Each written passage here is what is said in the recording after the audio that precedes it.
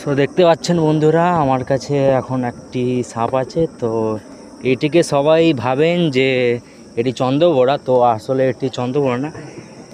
এইটি আসলে হচ্ছে আমাদের প্রকৃতির একটা খুবই হেল্প করে আমাদের টিকটিকি, ইঁদুর এসব খেয়ে। তো বাড়িতে এসব কোনো বিষাক্ত সাপ আসে না। তো এর জন্য এই সাপটি খুবই নির্বিষ একটি প্রাণী। তো আপনারা এটি একদম পুরো মারবেন না, ওকে? তো এটা হচ্ছে ব্যাপার আপনাদের মধ্যে, এটাই বলতে চাই। জাস্ট একদম একটি নির্বিষ একটি প্রাণী, আপনারা দেখতে পারেন, ওকে? অ্যান্ড এটাকে না মারাটাই আমি বলবো আপনাদেরকে। এটি খুবই বিলুপ্ত একটি প্রাণী হয়ে গেছে।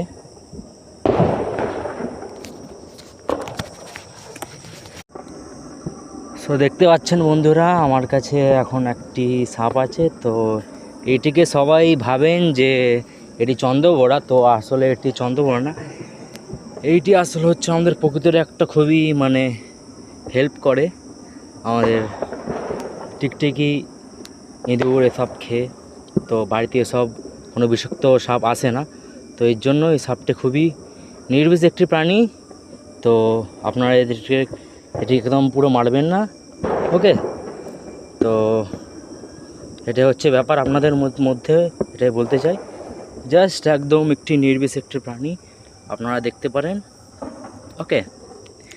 অ্যান্ড এটাকে না মারাটাই আমি বলবো আপনাদেরকে। এটি খুবই বিলুপ্ত একটি প্রাণী হয়ে গেছে।